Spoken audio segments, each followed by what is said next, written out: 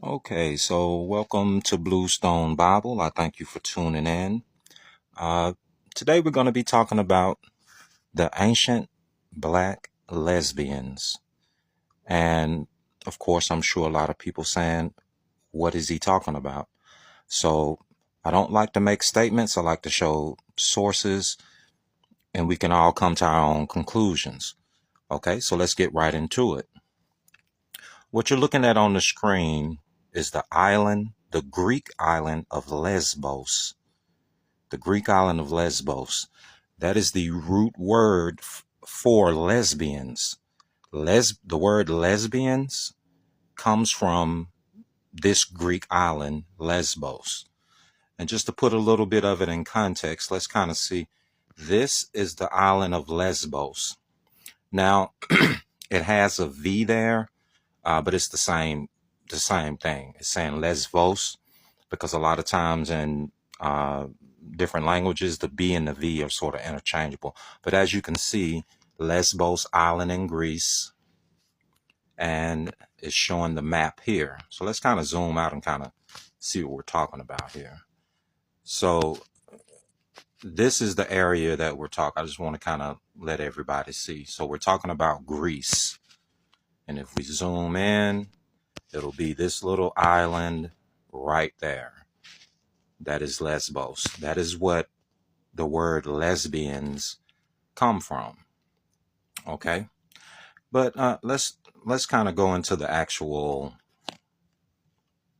uh, etymology here, so y'all don't think I'm just saying it. Okay. Now let me say one thing. The goal of this video is to show you the spirit behind lesbianism. The goal of this video, I'm not going to be on here debating about is it morally right or morally wrong. I'm going to just show you the origin of the spirit of lesbianism. And this is the origin. And there is a reason I called it the ancient black lesbians. I'll get into that later. So let's go into the etymology of the word lesbian. I'm going to read.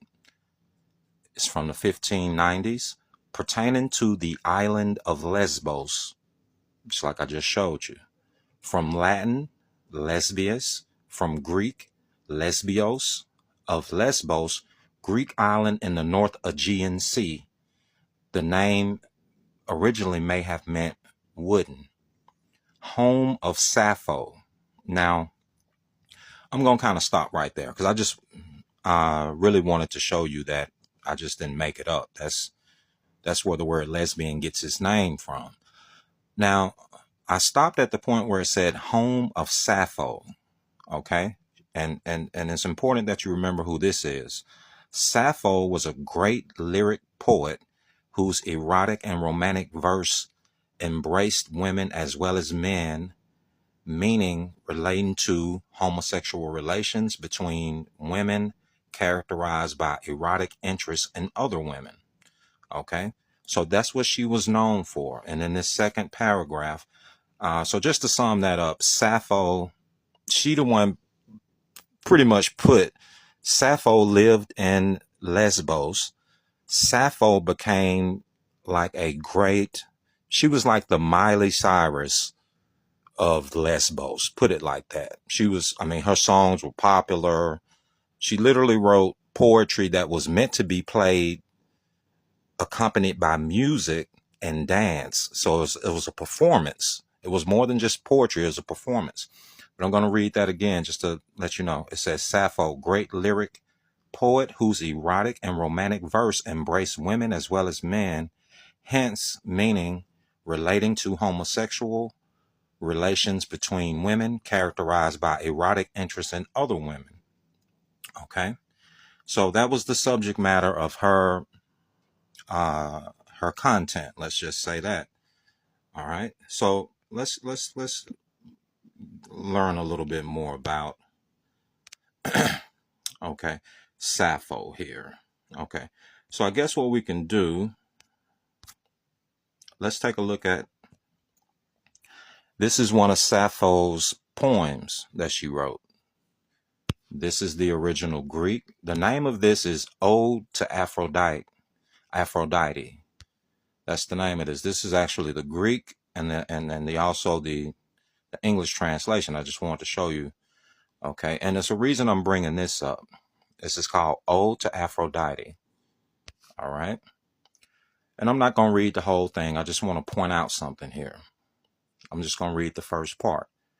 It says, ornate throne, immortal Aphrodite, wild weaving daughter of Zeus, I entreat you, do not overpower my heart, mistress, with ache and anguish. I really just wanted to let you know that the title says it all. It's an ode to Aphrodite. Okay. So that is a common theme. That's who she's praising in her poems. And again, I say poems, but they're more like lyrics. And you'll see the word lyre in a lot of ancient texts. But they were made to be performed. This was a performance of dancers and everything. Okay. Again, she was like the celebrity of her time. And if you black, she was like a Nicki Minaj or Cardi B back then. She was like popular. Okay. So she praised the goddess Aphrodite. So let's kind of see who Aphrodite is. You just have to follow the trail. Follow the trail. Who is Aphrodite? Okay. Aphrodite, I'm going to read. She was the goddess of love, lust, passion, pleasure, beauty, and sexuality. Okay. Now, something I want to bring up about Aphrodite. Okay. This, a lot of times when you look up gods and goddesses, they'll have, like if you go to like a Wikipedia, they'll have what they call equivalents. And what that basically means is basically the same spirit or the same god or goddess, if you want to call it. It just gets transformed into another name, and certain sort of cultures worship it a little slightly different. And I'm showing you this because Aphrodite is basically the same thing as saying Venus, the Roman Venus, the Canaanite Astarte. Now, Astarte is basically Inanna, and we're going to, and just remember that name, Inanna. But I just want to show you the connection, because a lot of times it'll get separated and people can't really quite make the connection. Nothing has changed. Let me tell you that. It's the same spirit. All it does is change its name every new culture it encounters. Okay. So we're talking about Aphrodite. That's who Sappho worshiped, and the people, she was popular. If you're a popular musician and your song is popular, that's pretty much letting you know all your fans probably doing the same thing. Okay. So Aphrodite is just like saying Astarte. Astarte and Ishtar, those are Sumerian or Mesopotamian figures. But I wanted you to see the connection. It's not me saying it. Even in a basic Wikipedia search, equivalents. Now, these equivalents come from Inanna. If you look up Inanna, if you look up the goddess Inanna, it'll show you these equivalents. It's the same as Aphrodite. Okay. And it's a reason I'm bringing that up. Okay. Now, when you go to the scriptures, let's look up Inanna. Let's look up Inanna here. Okay. Now, this is Inanna. And as you can see, her title is the Queen of Heaven. She is the goddess of love, war, and fertility. And this is an image of Ishtar or Inanna on an Akkadian seal. And again, I'm bringing this up to show you the connection between, when you're saying Aphrodite, this is basically where she came from. She's the equivalent of, this is the Mesopotamian version of Aphrodite. Now keep in mind, the Sumerians and the Mesopotamians were first. So the Greeks morphed and changed this, but it's the same spirit, same spirit. And it's a reason I'm bringing this all up. Okay. And again, main thing I want you to remember is her title. Her title is the Queen of Heaven.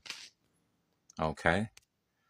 Now, if you go into the scriptures, let's do that. Let's go into the scriptures. Okay, we're in Jeremiah 7:16. I'm going to start there. And of course, I'm in Bluestone Bible, bluestonebible.com. It's a website I created to study the Bible and also track your progress. So if you're interested, check out bluestonebible.com. Okay, I'm going to start reading at Jeremiah 7:16. Okay, and this is the Lord, speaking through Jeremiah. Therefore, pray not thou for this people, neither lift up cry nor prayer for them, neither make intercession for me, for I will not hear thee. Seest thou not what they do in the cities of Judah and in the streets of Jerusalem?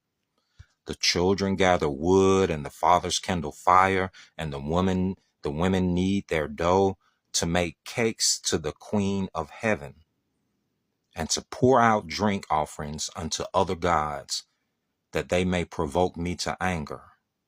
Okay? And of course, I got Queen of Heaven highlighted. Now, during this time, even the people of Judah, they were out there worshiping the Queen of Heaven, and who they were worshiping was who I just showed you, Ishtar or Inanna. They were out there worshiping her. So, and notice what the Lord said in Jeremiah 7:17. Seest thou not what they do in the cities of Judah and in the streets of Jerusalem?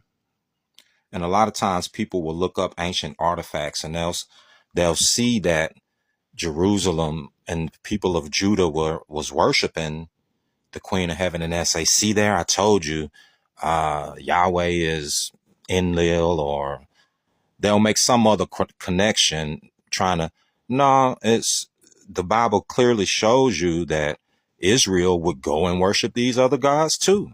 So if you find a site with ancient Israel, you might find some pagan stuff along with it, but that's not what the scriptures are saying. Those people went left.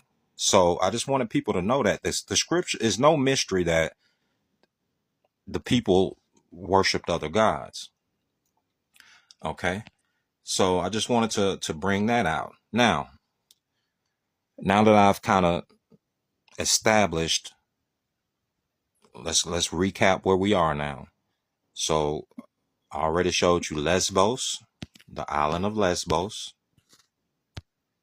The island of Lesbos, which Sappho became popular because she worshipped and made songs about Aphrodite.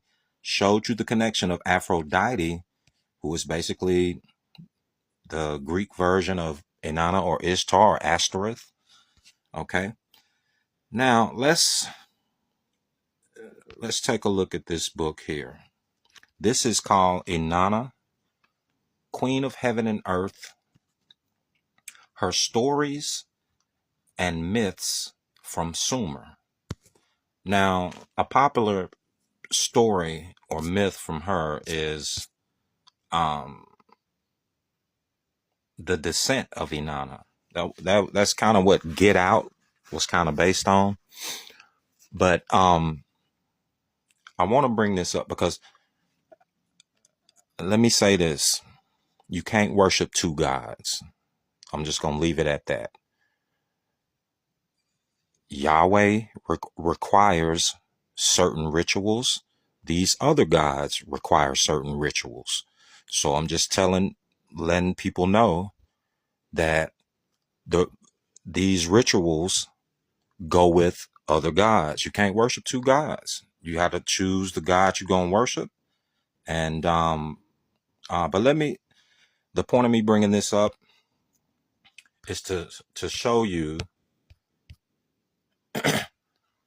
this is their writings. So this is not speculation. This is the writings from the people of Sumer about Inanna. These are their writing, the descent of Inanna.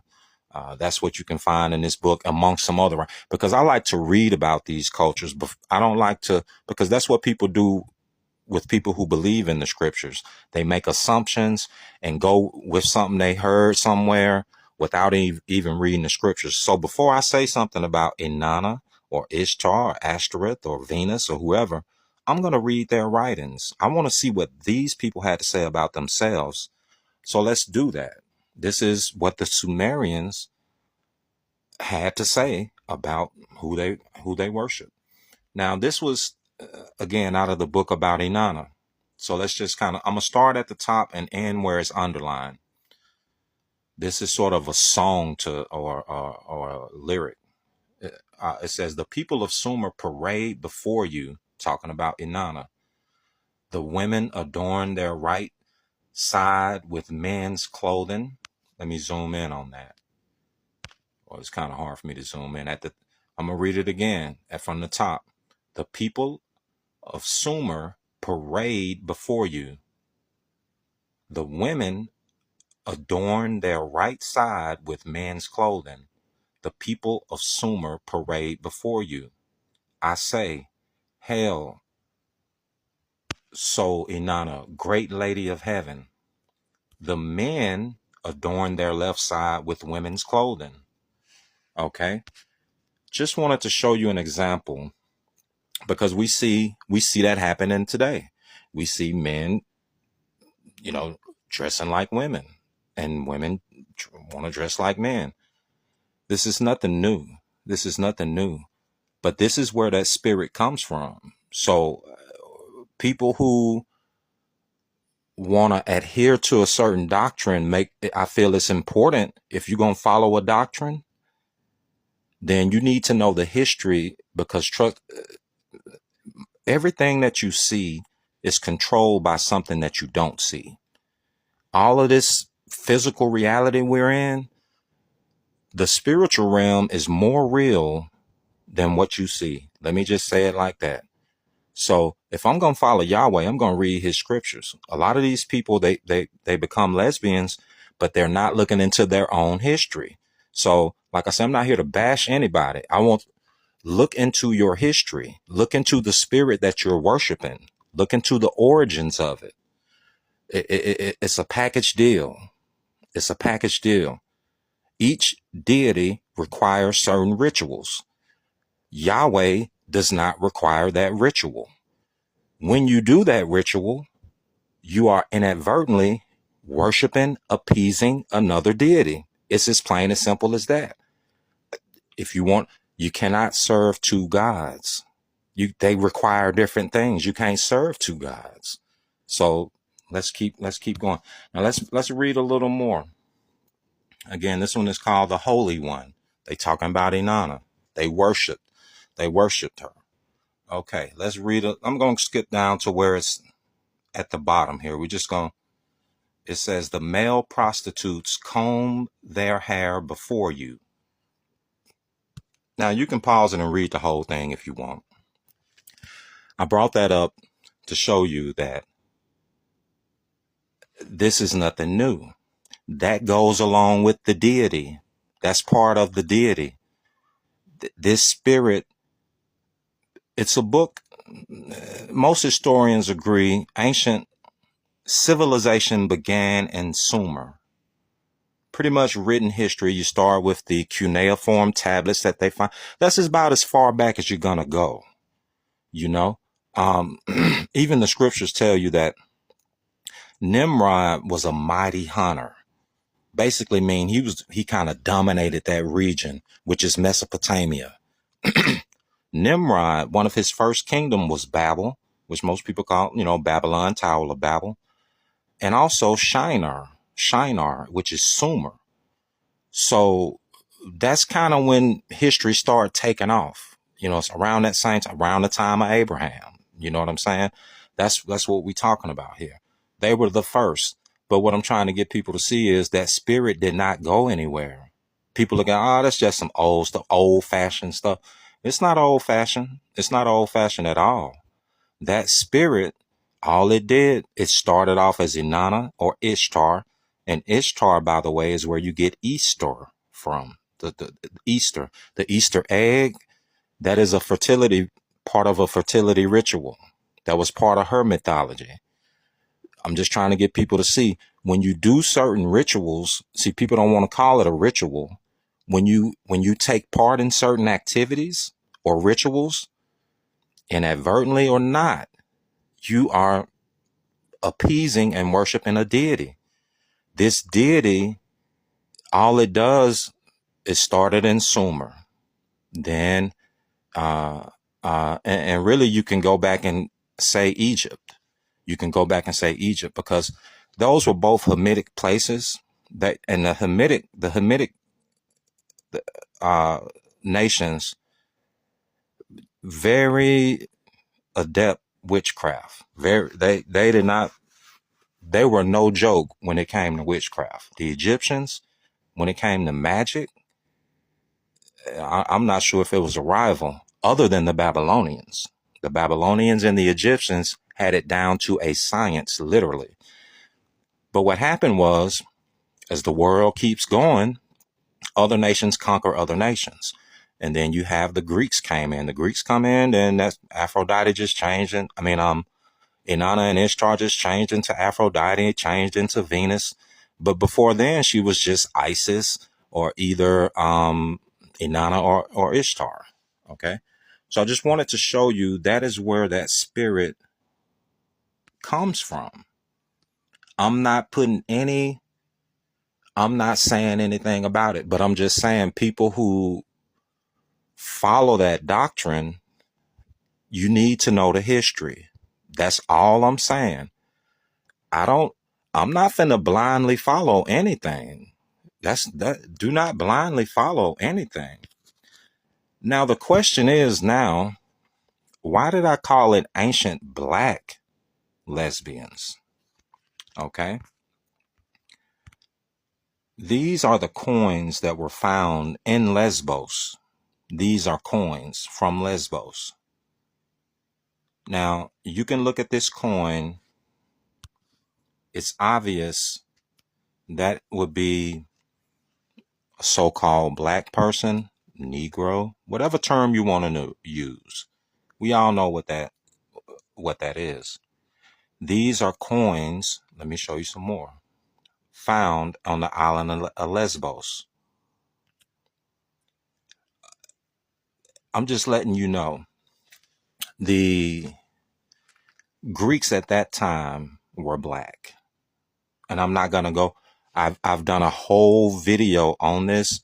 I know people are like, what is he talking about? What is he? Especially when you're in the scriptures, they're going to be like, well, Javan or Ion or Javan, they were the first in Greece. And well, Japheth was black too.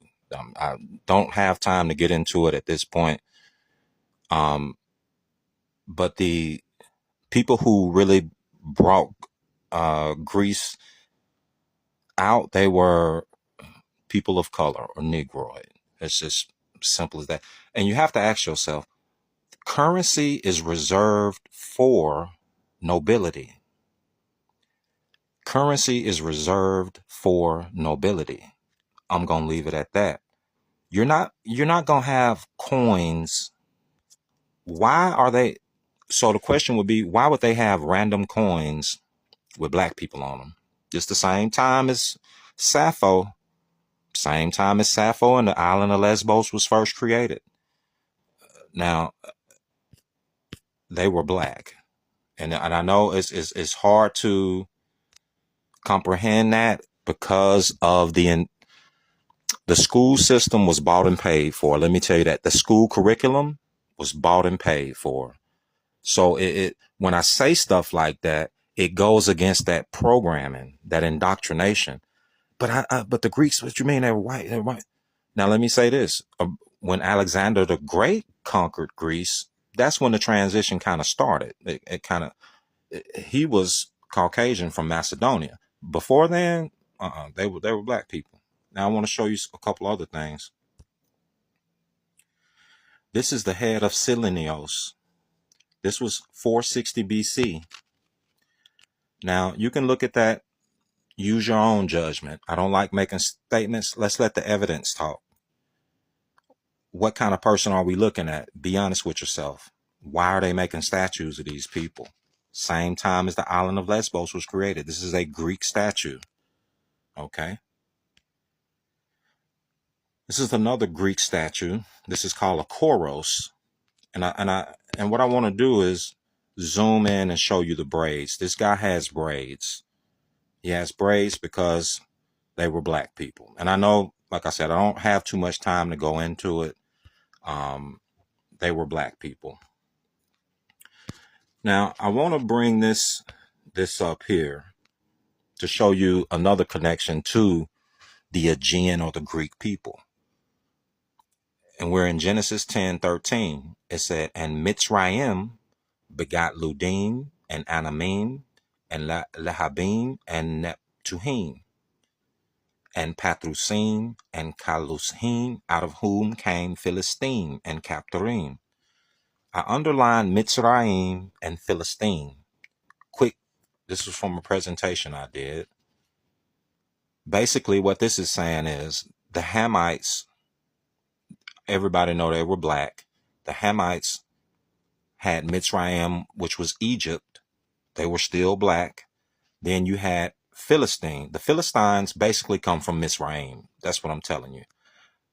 The Philistines come from Mitzrayim. Why is that important?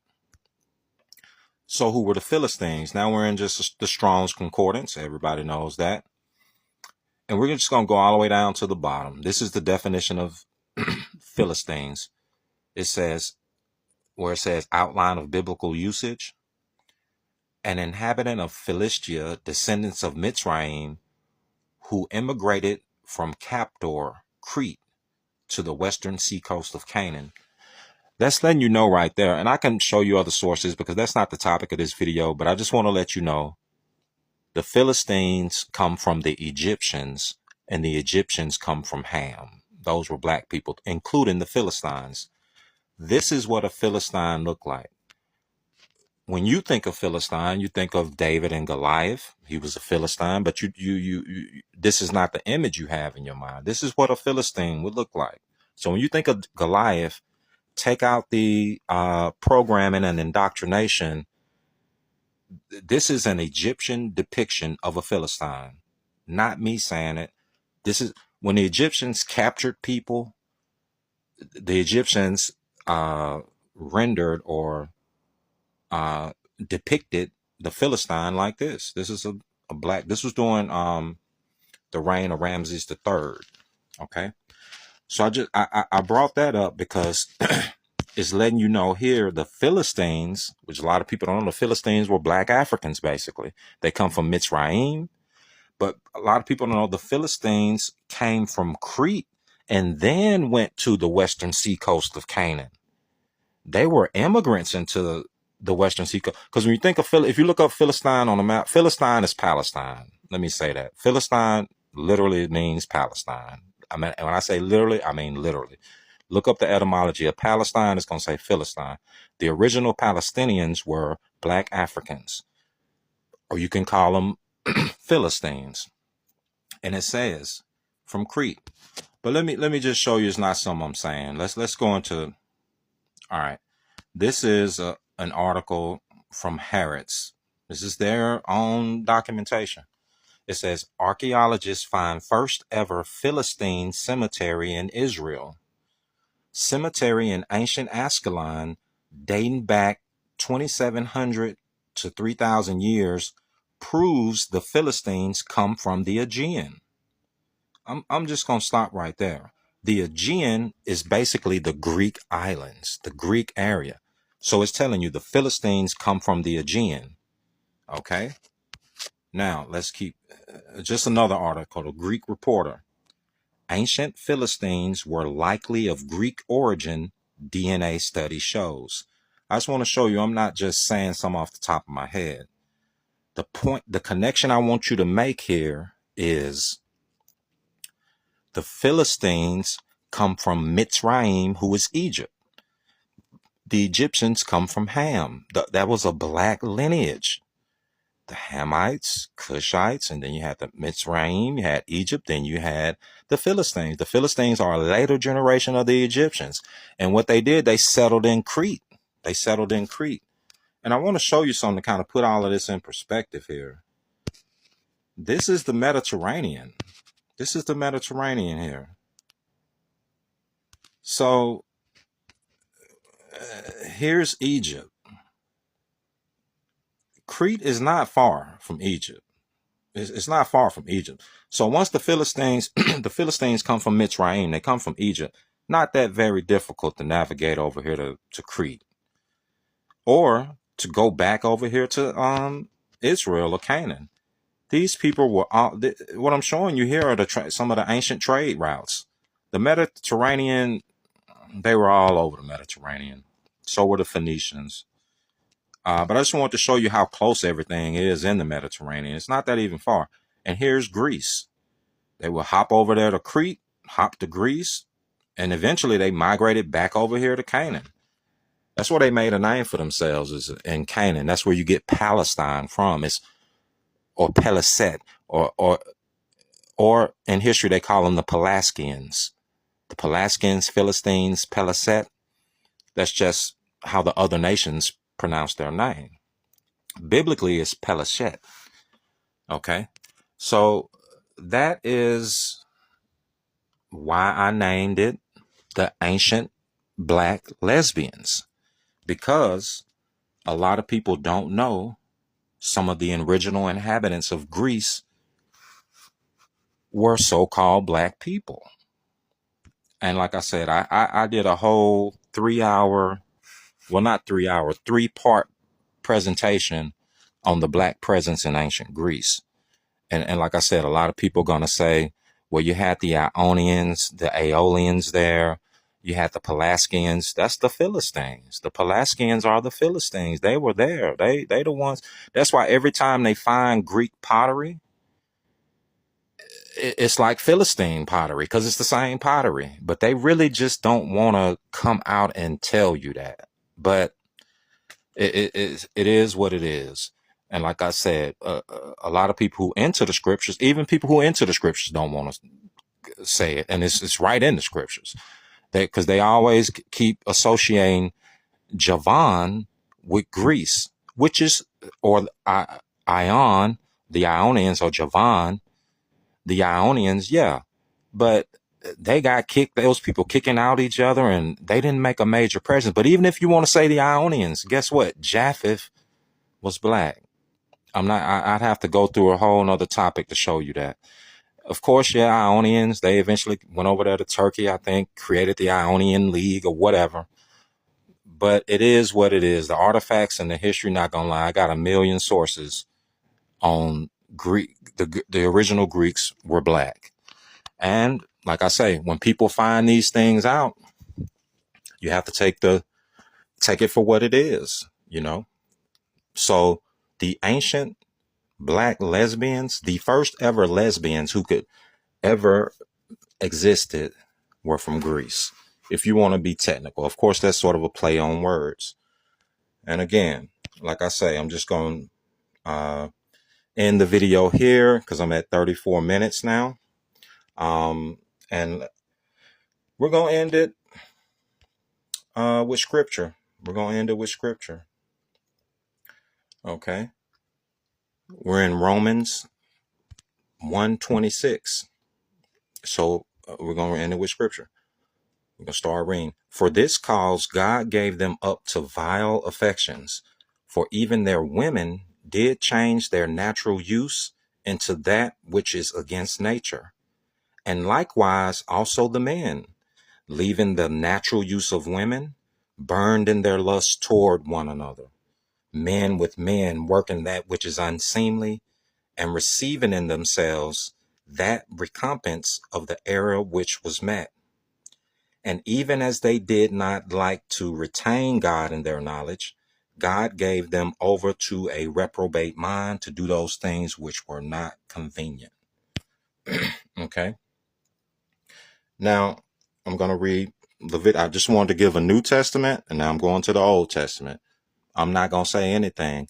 You read the scriptures, because people say, well, what does the Bible say about it? Read the scriptures. You come to your own conclusion. That was the New Testament, Old Testament, Leviticus 18:21. And thou shalt not let any of thy seed pass through the fire to Molech, neither shalt thou profane the name of thy God. I am the Lord. Thou shalt not lie with mankind as with womankind. It is an abomination. That's what the scriptures say. So we'll leave it at that. Come to your own conclusions. And a quick note, Leviticus 18:21, it said, let any of thy seed pass through the fire to Molech. Well, those were some of the other gods. And like I say, each god you worship it's a ritual. It's a requirement. You have to appease it. You have to make certain sacrifices. Even Yahweh, certain rituals we have to do to be spiritual ritual. I mean, so the point of this whole video is when people are out here doing these, Sappho made it. She was the Miley Cyrus. She was the Nicki Minaj of that time. And it was popular. They were doing it. And I want to go to Leviticus 18:23. Neither shalt thou lie with any beast to defile thyself. So you're not, if you're going to worship, what I'm telling people is what the scriptures say. If you're going to worship this deity called Yahweh, part of his ritual is that you not sleep with beasts or animals. He had to specifically say that to them. Why? Because it was other nations doing it. Greece was doing it. The women would have sex with goats. They would literally have sex with goats. So it was part of their ritual, you know. And the goat, it's a lot of symbology in that goat term. That's why they play around with it now. You hear he the goat, they're the goat. The goat is it's a lot to that. And but we're gonna end it here. And like I say, you cannot serve two gods.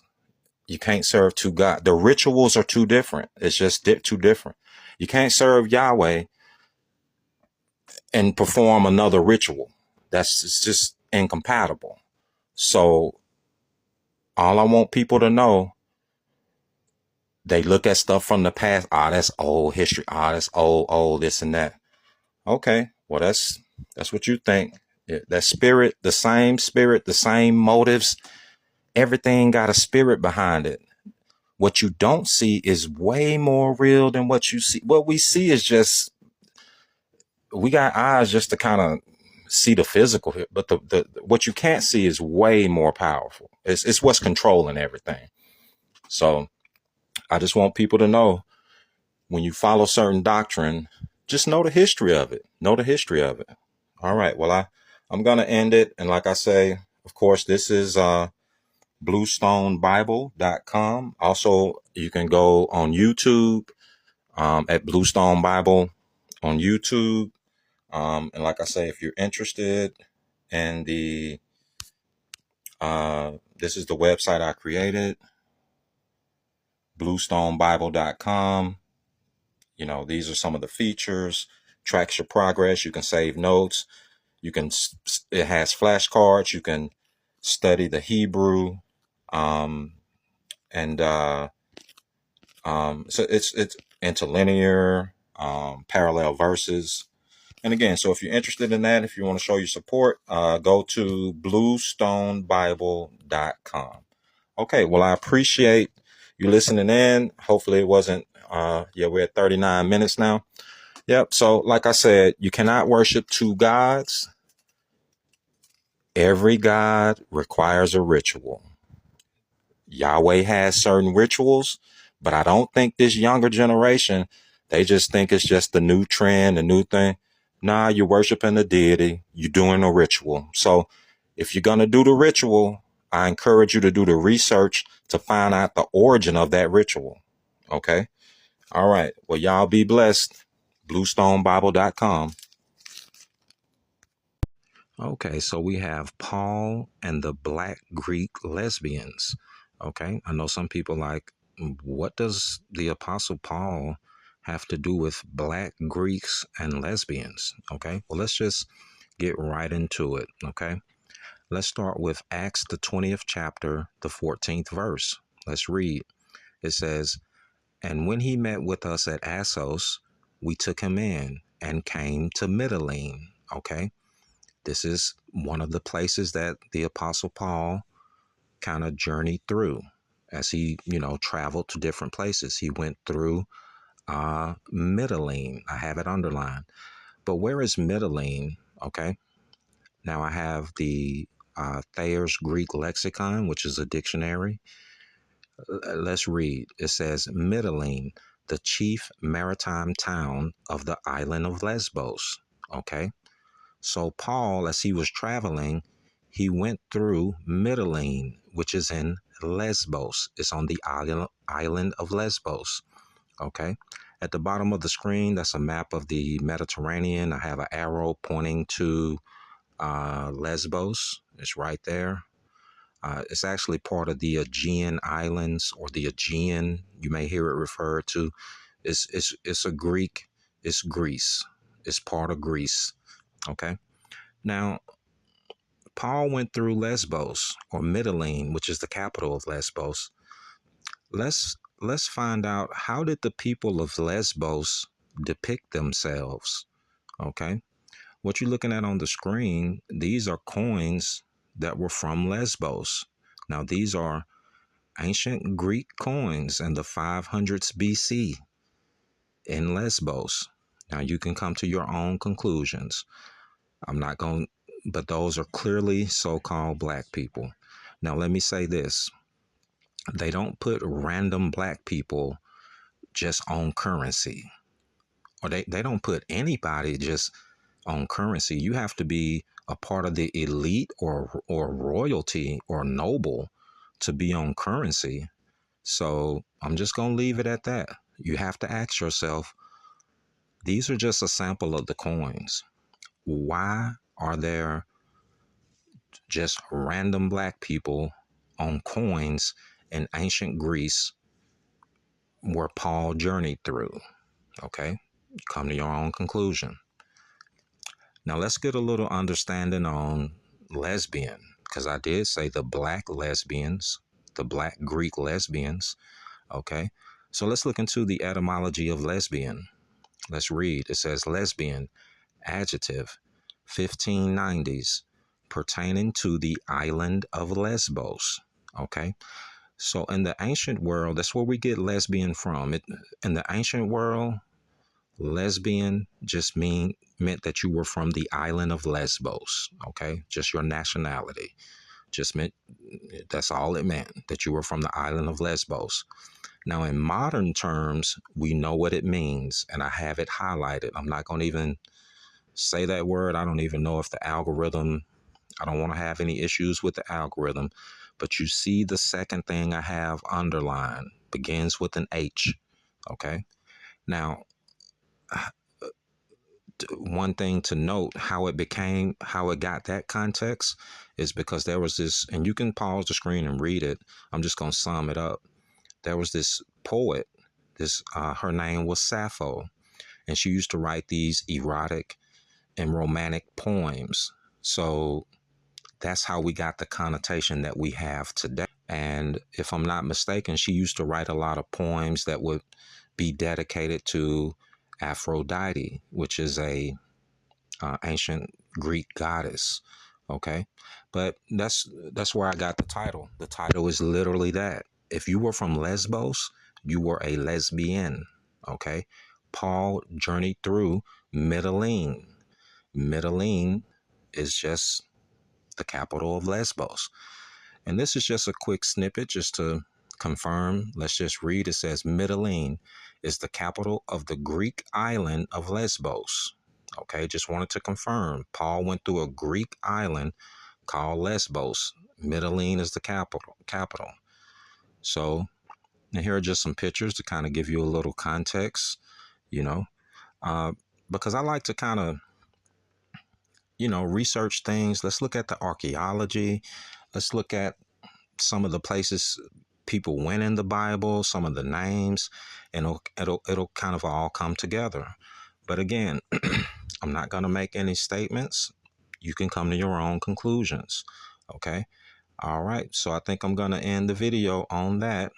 And just to recap, Paul he journeyed through Mitylene, which is the capital of Lesbos. Now, this was before Paul. This was 500 years BC. Okay. So this is ancient Greece. The question I want you to ask yourself, why are these random black people on currency in ancient Greece? Come to your own conclusion. Okay. All right. Well, I appreciate your time and y'all be blessed.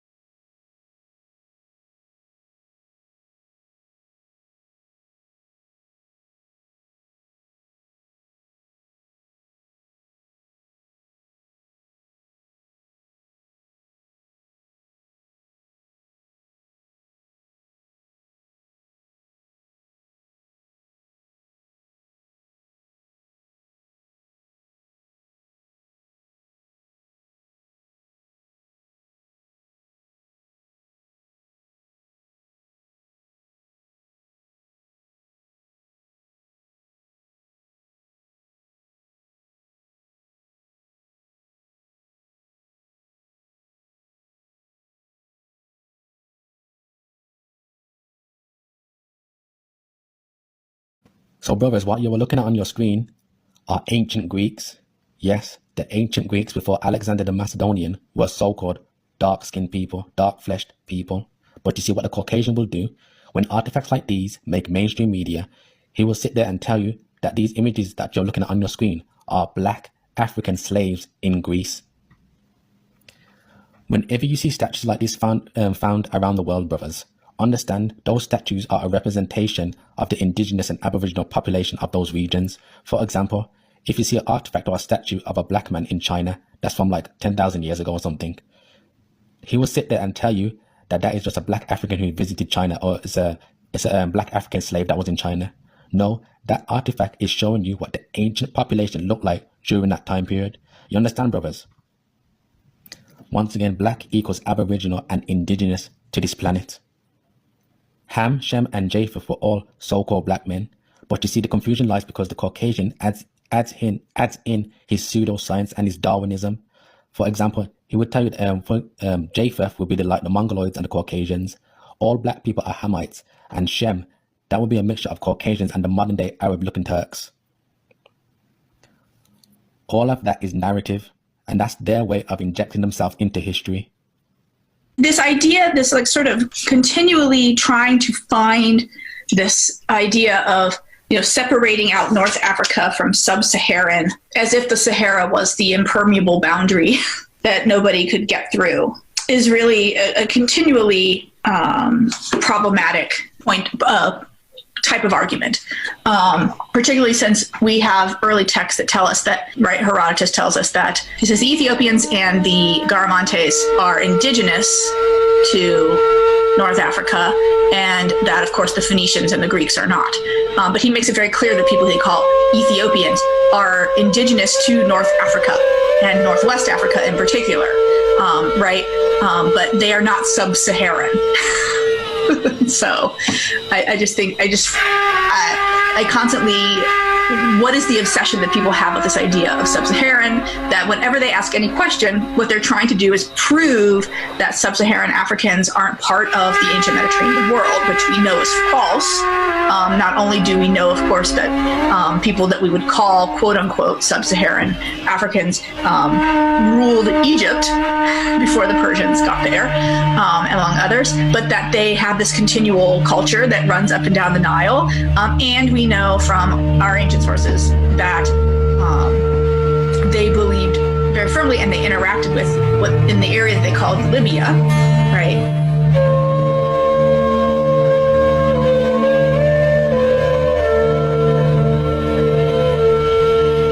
They created the term sub-Saharan to suggest Black Africans were only present below the Sahara. But if you look closely at the historical record, you will see that they are in fact indigenous to the entire continent and prevalent within the Mediterranean as well.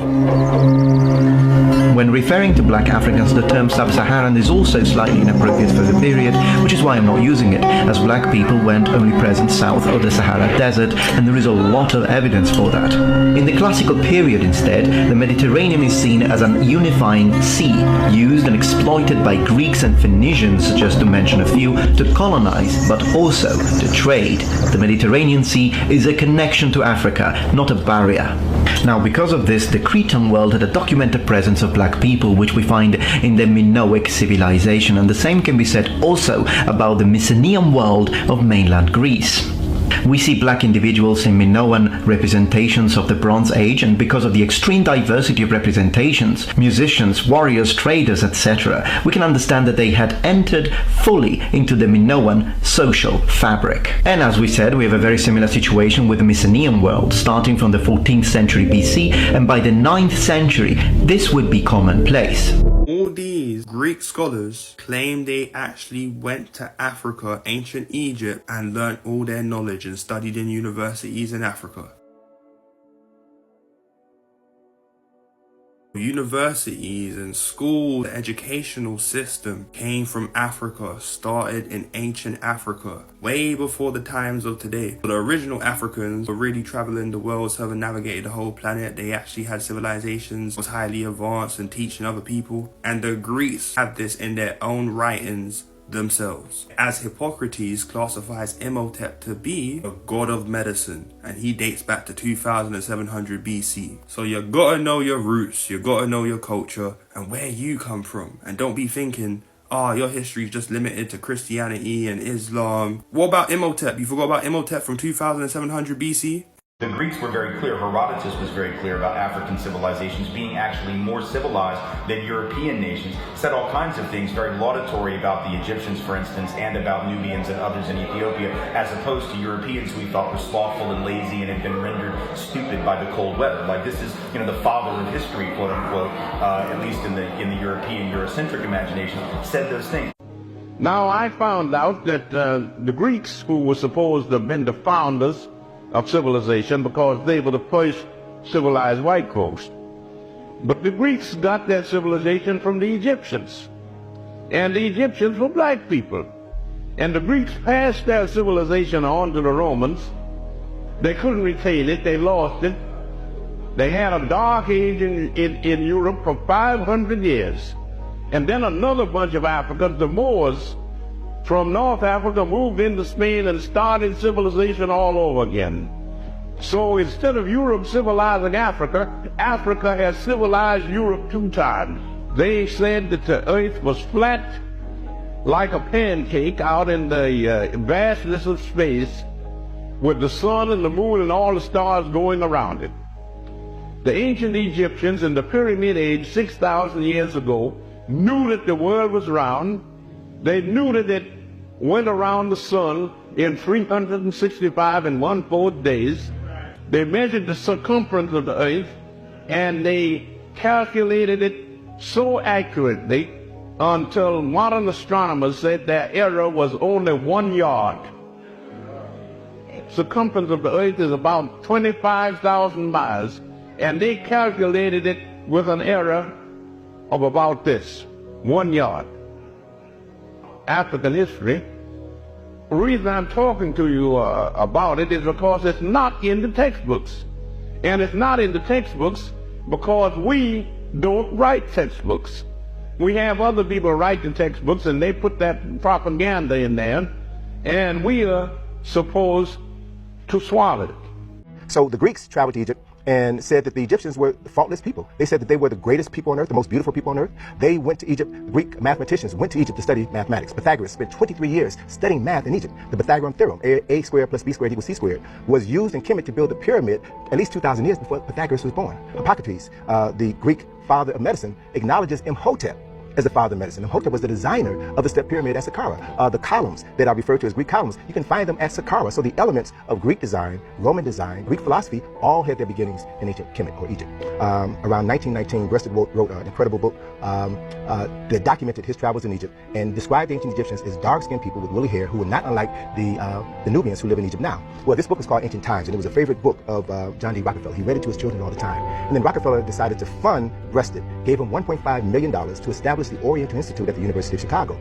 But he also had caveats with that contribution, in that in the second edition of Ancient Times, which was published around 1935, Breasted removed all references to the ancient Egyptians as being dark-skinned people, and he added a new chapter where he said that they were members of the Great White Race.